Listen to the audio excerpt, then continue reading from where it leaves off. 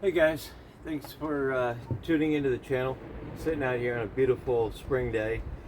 It's probably 60 degrees, sunny, partly cloudy, but beautiful weather. It's a nice change, you know. I just wanted to do a quick video on, this is more geared towards like prepping. You gotta forgive the background noise. I'm near an airport. But this is more geared towards like prepping for a situation where the grid might go down and things that might be good to have, but yet affordable to obtain that could help you in that situation. One of the things we take for granted today is having the access to electricity, and our electronics do so much for us. And even if the grid were to go down, there's still a lot we could do with our electronics. It's very unlikely that the grid and, for example, the GPS satellite network would go down together. So maybe we could still have access to GPS for mapping and things like that. Many other things. Maybe you just want to be able to look at pictures of your loved ones that are only on your cell phone, what have you, to get you through hard times. But there's a lot of devices out there that have solar capability. I'm going to talk about a couple now. The brand doesn't matter. It's not important. It's what they do. A lot of people are carrying power bricks nowadays, just to, in case they don't have access to a port or electricity to charge their phone. You can have a power brick, you plug into and it charges it for you. This particular one is a solar powered one that I've actually wanted to get my hands on one of these for a while. Any kind of little solar devices like this. I have a radio as well that's solar powered and crank powered. But I'm going to start with just a simple device like this. This is a very cheap, solar panel that you can get. You can direct it, angle it into the sun however you want, and it has a USB-C output cable. So anything that you could plug into USB-C, this will charge. On a sunny day anyway. So great item to have. You got to think, if there is no access to power, even if it takes a whole day to get your phone to get enough charge to turn on, that could be worth it, in the long run. That might make a big difference. This one is just a power brick, so this will just charge during the daylight and store energy.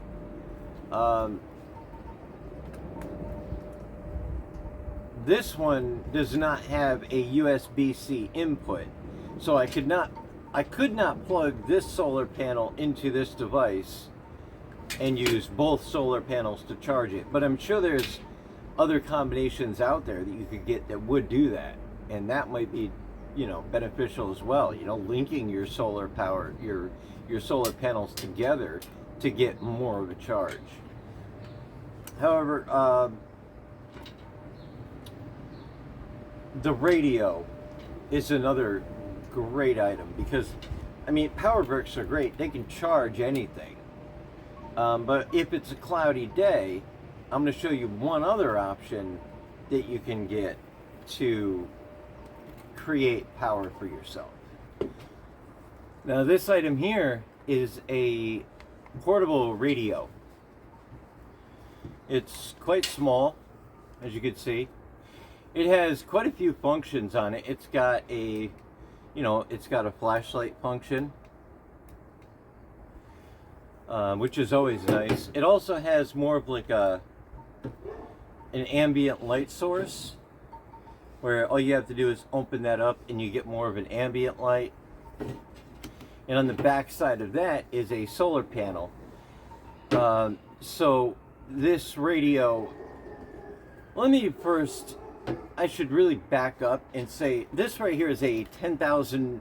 Once you start getting into these things, you'll understand these terms that I'm using now. This is a 10,000 milliamp hour storage unit. This one is actually a 5,000 milliamp hour storage unit, which means you can charge this radio by USB cord. You can charge devices by USB, USB-C.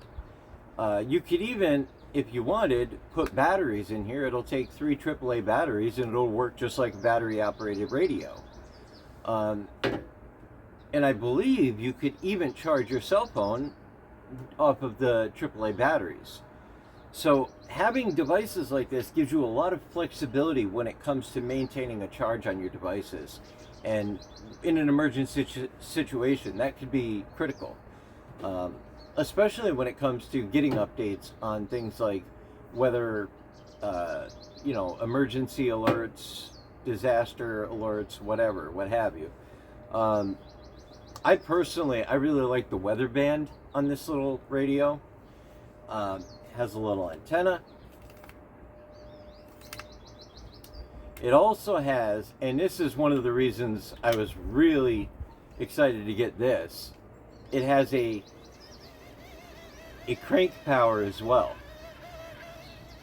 So even if it's you don't have access to electricity, it's a cloudy day, so your solar devices aren't really doing much, you can always just crank this thing up to create energy, plug your cell phone in, and charge it. How cool is that? Always have power, to never have to run out of juice.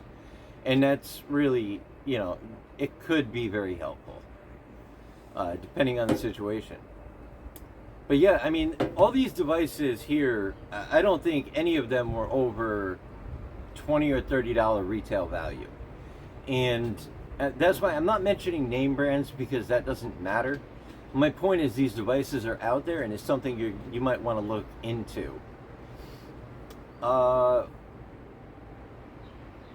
think that's all I wanted to cover today.